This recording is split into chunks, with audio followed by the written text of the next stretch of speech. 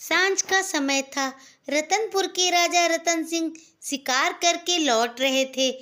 तभी भयानक जंगल में उन्हें किसी के रोने का स्वर सुनाई पड़ा। उत्सुकतावश वो उसी दिशा की ओर चल दिए। वहां पहुंचकर उन्होंने देखा एक बालक जलती चिता के सामने अकेला खड़ा है। राजा की उत्सुकता अब और अधिक बढ़ गई थी। इसीलिए राजा घोड़े से उतरे और बालक के समीप जा पहुँचे।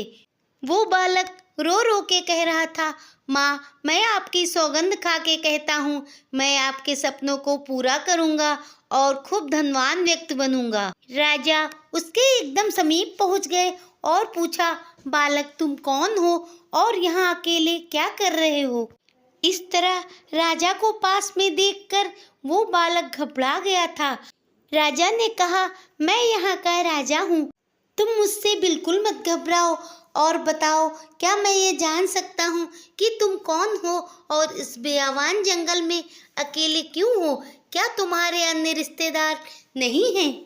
तब उस बालक ने बताया, महाराज, मैं और मेरी माँ दोनों ही इस जंगल में अकेले रहते थे।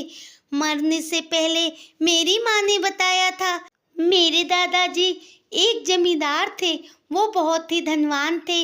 मेरे पिताजी ने मेरी माँ से प्रेम विवाह किया था। माँ एक निर्धन परिवार से थी, इसीलिए दादाजी उन्हें बिल्कुल पसंद नहीं करते थे।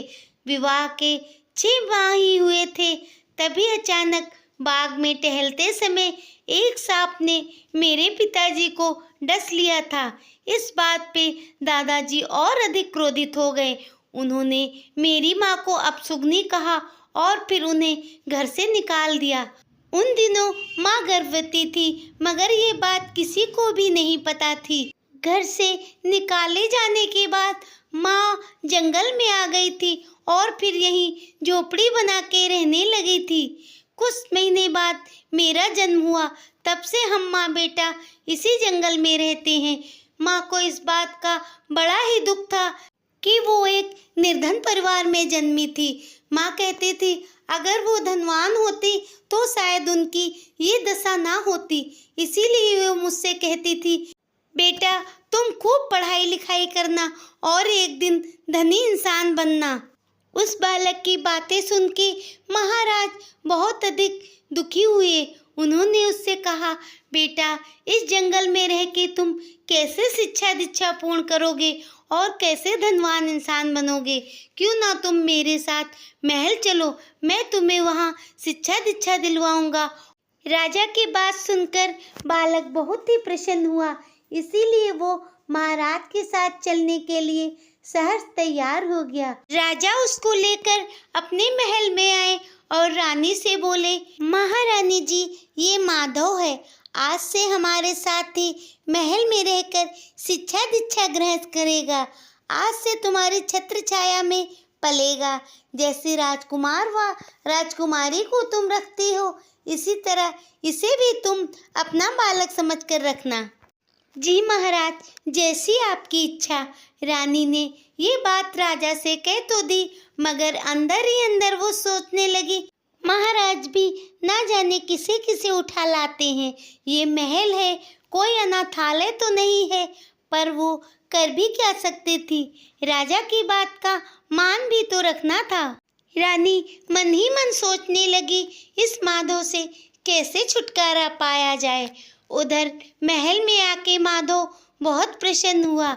उसने सोचा, उसकी क्या किस्मत है, एक ही रात में वो झोपड़ी से महल में आ गया। अगली सुबह महाराज तो राजकाज में व्यस्त हो गए। रानी ने अपने ही कक्ष में भोजन मंगवाया। फिर राजकुमार और राजकुमारी को तो सोने के थाल में भोजन परोसा, परंतु माधव को पत्तल में भोजन परोस दिया। ये देखकर माधव बहुत नाराज हो गया और बोला, मैं इस पत्तल में भोजन नहीं खाऊंगा, मुझे भी सोने के थाल में भोजन चाहिए। महारानी ने कहा, ये तो कोई बात नहीं है, क्या तुम पत्तल में भोजन नहीं कर सकते हो? तब माधव बोला, बात ये नहीं है कि मैं पत्तल में भोजन नहीं कर सकता हूँ, मगर बात भेदभाव की है। एक ही महल में रहकर राजकुमार और राजकुमारी को तो सोने की थाल में भोजन मिला है और मुझे पत्तल में। मैं भी तभी भोजन करूंगा जब आप मुझे सोने की थाल में भोजन देंगी। रानी भी चिढ़कर बोली, अच्छा, निर्धनता में पले हो मगर अभिमान राजा महाराजा जैसा, खाना तो तुझे पत्तल में ही मिलेगा। इस बात से माधव नाराज हो गया और बोला, ठीक है महारानी, मैं तो अब तभी भोजन करूंगा जब आप सोने की थाल में परस के मुझे प्रेम से भोजन कराएंगी। रानी ने कहा, ऐसा दिन कभी नहीं आएगा। माधव अपमानित सा होकर महल से चला गया। इधर राजा जब कामकाज से वापस आया और उसने माधव के बारे में पूछा तो महारानी ने पूरी बात विस्तार से बताई। महाराज ने कहा, कोई बात नहीं महारानी, छोटी सी तो बात थी, तुम उसे सोने की थाल में ही भोजन दे देती। महारानी बोली, महाराज, मैं उसकी परीक्षा लेना चाहती थी। मैं देखना चाहती थी कि बालक कैसे स्वभाव का है। तो तुम क्या जान सकी रानी? राजा ने पूछा। वह अत्यंत मगरूर और घमंडी किस्म का बालक था। देखना, अपने घमंड के चक्कर में वो जीवन में कुछ भी नहीं कर पाएगा। महारानी, बालक ही तो था, शायद साथ के बालकों को देखकर उसे अपमान महसूस हुआ होगा। कहीं महल से चला तो नहीं गया? अरे नहीं नहीं महाराज, राज सुख छोड़ के जाना इतना आसान काम नहीं है। वो यहीं कहीं महल में ही होगा, रानी बोली। फिर राजा माधव को तलाश करने महल में चला गया। इधर महल से निकलने के बाद माधव अपने उसी पुराने झोपड़ी की ओर चल दिया। जब माधव जंगल की ओर जा रहे थे तभी उसे एक साधु महात्मा मिले। महात्मा जी ने जब एक छोटे बालक को जंगल में अकेला देखा तो उन्होंने उससे पूछ लिया, बालक, तुम कौन हो और इस विवान जंगल में अकेली क्या कर रहे हो? तब माधव ने अपनी पूरी राम कहानी कह सुनाई। सब कुछ जान सुन के महात्मा ने कहा, बालक, इस जंगल में रह के तो तुम अपने उद्देश्य में कभी नहीं सफल हो सकोगे, क्योंकि शिक्षा दीक्षा के बिना तो ज्ञान अधूरा है। ज्ञान के बल पे ही बुद्धि तेज होती है और फिर बुद्धि तीव्र होने से ही धन कमाया जा सकता है। तब माधव बोला, महात्मा जी, मेरे पास तो धन ही नहीं है, बिना धन के मैं विद्या कैसे ग्रहण करूं? महात्मा ने कहा, विद्या ग्रहण करने के लिए मूल्य की कोई आवश्यकता नहीं, वो तो अमूल्य है। बेटा, तू यदि सच्चे मन से शिक्षा ग्रहण करना चाहता है तो मेरे साथ चल, मैं तुझे शिक्षित करूंगा। माधव महात्मा जी के साथ उनके आश्रम में चला आया। वहाँ रहकर वो शिक्षा ग्रहण करने लगा। साथ ही वो आश्रम के छोटे मोटे कामकाज भी कर देता था। उसकी सेवा भाव और लगन से महात्मा जी बहुत खुश थे। इसी तरह दिन, महीने और वर्ष बीतते रहे। अब माधव एक नवयुवक बन चुका था। एक दिन महात्मा ने कहा, माधव, तुम्हारी शिक्षा पूर्ण हुई। मुझे सदा ही इस बात का गर्व रहेगा कि तुम मेरे सबसे बुद्धिमान और सुयोग्य शिष्य रहे थे। जाओ, अब जीवन रूपी कुरुक्षेत्र में बुद्धि के अस्त्र का प्रयोग करके सफलता को प्राप्त करो। आश्रम से निकलकर माधव रतनपुर नगर की ओर चल दिया। वहां पहुंचकर उसे पता चला कि पूर्व प्रधानमंत्री की मृत्यु हो चुकी है और राजमहल में प्रधानमंत्री का पद रिक्त है और आज वहां प्रधानमंत्री पद का चुनाव होना था। सेनापति महाराज से कह रहे थे, महाराज जी, प्रधानमंत्री जी के आकस्मिक मृत्यु हो जाने से ये पद रिक्त हो चुका है और प्रधानमंत्री पद ज़्यादा दिनों तक रिक्त नहीं रखा जा सकता है। महाराज ने कहा, रीत के अनुसार प्रधानमंत्री का पुत्र आदित्य ही इस पद के लिए रखा जाएगा। परंतु महाराज, आदित्य जी क्या इस पद के लिए योग्य हैं? योग्य हो या ना हो, परंतु रीत के अनुसार ये पद उन्हें ही सौंपा जाएगा। क्षमा करें महाराज, मगर मेरे अनुसार समय के साथ पुराने रीति रिवाजों को त्याग कर देना चाहिए। तुम कौन हो? मैंने तो तुम्हें पहले कभी नहीं देखा और फिर तुम किस आधार पे ये बात कह रहे हो? महाराज ने अपने दरबार में आई इस नए चेहरे को देखकर कहा। महाराज, मेरा नाम विजय है और मैं प्रधानमंत्री पद के लिए अपना नाम पेश करना चाहता हूँ। अच्छा? महाराज को तनिक आश्चर्य हुआ। उन्होंने कहा, तुम किस आधार पे अपना नाम पेश करना चाहते हो? माधव, जिसने अपना नाम बदलकर विजय बताया था ताकि महाराज उसे पहचान ना सके, उसने आगे कहा, महाराज, आप जैसी चाहें वैसी परीक्षा मेरी ले सकते हैं। यदि आपकी कसौटी पर मैं खरा उतरूं तभी ये पद देना, अन्यथा मुझे सजा दे देना। ठीक है युवक, अगर तुम कह रहे हो तो मैं ऐसा ही करूँगा। फिर क्या था, राजा के आदेश पर सोने की 2 तलवार मंगवाई गईं। फिर महाराज ने आदित्य से कहा, आदित्य, इसी समय तुम उत्तर दिशा में जाओ और सिंहगढ़ के राजा सूरभान को मेरी तरफ से ये तलवार भेंट करो। महाराज की आज्ञा पाकर आदित्य सिंहगढ़ की ओर चल दिया। महाराज सूरभान के पास पहुंचकर आदित्य ने कहा, महाराज, मैं रतन सिंह का राजदूत हूँ। मेरे महाराज ने आपके लिए ये उपहार भेजा है। ये कहकर उसने सोने की तलवार राजा को भेंट की। तलवार देखकर महाराज बहुत प्रसन्न हुए। महाराज ने तलवार को म्यान से निकाला, परंतु उसमें लगा लाल रंग देख के वो समझ नहीं पाए। उन्होंने आदित्य से कहा, आपके महाराज ने तलवार भेंट की है, ये तो अच्छी बात है, मगर तलवार पे जो लाल रंग लगा है, इसमें क्या संदेश छिपा हुआ है? हम इस संदेश को समझ नहीं पा रहे हैं। राजदूत, तुम इस छिपे हुए संदेश के बारे में मुझे बताओ। आदित्य ने इस बात पे तो ध्यान ही नहीं दिया था। राजा के प्रश्न का कुछ ना कुछ उत्तर तो देना ही था, इसीलिए कुछ सोचकर वो बोला, राजन, हमारे राजा ने लाल रंग लगाकर ये संदेश भेजा है कि आप हमारे राजा की तलवार की शक्ति को स्वीकार कर लें, अन्यथा उनकी खूनी तलवार आपके राज्य में खून की नदियाँ बहा देगी। महाराज सूरभान ने जब रतन सिंह का ये संदेश सुना तो वो आग बबूला हो उठे, क्योंकि सिंहगढ़ एक बहुत ही विशाल राज्य था। रतन सिंह जैसे राज्य के राजा ने उनकी शक्ति को ललकारा है, ये तो उनके लिए अपमानजनक बात थी। इसीलिए उन्होंने कहा, अच्छा, तो तुम्हारे राजा को अपने आप पर इतना घमंड है? जाओ और कह दो जाके अब युद्ध भूमि में ही मुलाकात होगी। साथ ही उन्होंने अपने सेनापति से कहा, सेनापति, अपनी सेना को संगठित कर लो, हम जल्द ही रतनपुर राज्य पे आक्रमण करेंगे।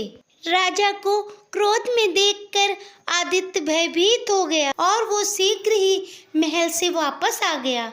इधर माधव जब राजदूत बनकर वीरगढ़ पहुंचा तो वहां के राजा वीरभान को सोने की तलवार उपहार में दी।